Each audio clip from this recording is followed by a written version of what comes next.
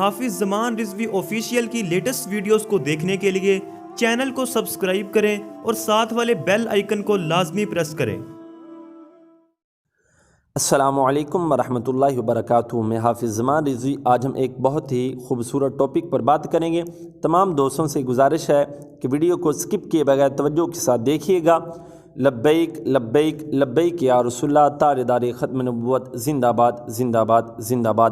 حاضرین محترم، آج کل کے حکمران اپنی عزت بنوانے کے لیے، اپنی شہرت بنوانے کے لیے اپنے کارکنان کو پیسے دیتے ہیں، بینر بنوا کر دیتے ہیں تاکہ وہ اپنے علاقے میں لگائے اور ان کی شہرت ہو۔ لیکن یہ کم عقل کیا جانے کہ عزت دینے والی بھی ذات جو ہے وہ رب تعالیٰ کی ذات ہے، ذلت دینے والی ذات بھی رب تعالیٰ کی ذات ہے۔ وَتُعِزُّ مَن تَشَاءُ وَتُذِلُّ مَن تَشَاءُ، کہ رب تعالیٰ جسے چاہتا ہے عزت دیتا ہے، جسے چاہتا ہے ذلت دیتا ہے۔ اتنی محنت اور کوششوں کے باوجود بھی ہوتا وہی ہے کہ جو میرے رب تعالیٰ کو پسند ہوتا ہے۔ لیکن جب میں بات کروں اپنے قائد کی، اپنے لیڈر کی، حضرت علامہ مولانا حافظ سعد حسین رضوی صاحب کی، تو قربان جاؤں، رب تعالیٰ نے ان کو وہ مقام دیا ہے، وہ عزت دی ہے کہ جس جگہ سے وہ گزرتے ہیں بڑے بڑے بھی ان کو اپنا اسلامی عقیدت پیش کرتے ہیں، ان کو سلام کرتے ہیں۔ کیا وجہ ہے؟ وجہ ایک ہی ہے کہ انہوں نے اپنا تن من دھن سب کچھ حضور کی ذات کے لیے قربان کر دیا، حضور کی ذات کے لیے وقف کر دیا۔ ان کا جینا بھی حضور کے لیے، ان کا مرنا بھی آقا علیہ الصلوۃ والسلام کے ناموس کے لیے ہے۔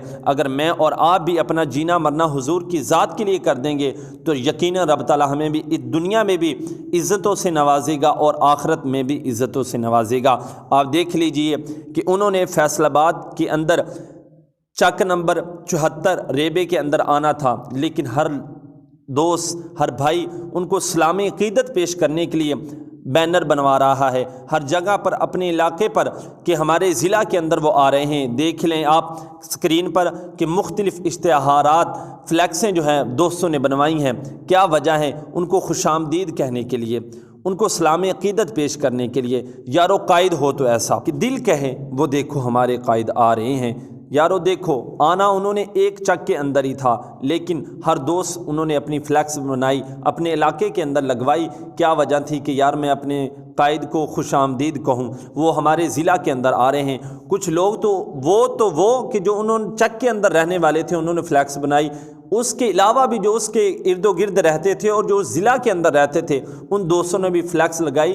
وہ خوش ہو رہے ہیں کہ یار ہمارے قائد اگرچہ ہمارے چک میں نہیں آ رہے لیکن ہمارے ضلع میں تو آ رہے ہیں۔ ان کو خوش آمدید کہنے کے لیے انہوں نے اپنے علاقہ میں فلیکسیں لگائی، اور میڈیا پر بھی میں نے دیکھا ہے کہ طرح طرح کے انہوں نے اشتہار دیے ہوئے ہیں اور اپنے قائد کو اپنا اسلامی عقیدت پیش کر رہے ہیں۔ الحمدللہ ہمیں اس بات پر فخر ہے کہ رب تعالیٰ نے ہمیں وہ قائد عطا کیا کہ جس کا بیٹھنا اٹھنا آقا علیہ الصلوۃ والسلام کی سنتوں کے مطابق ہے۔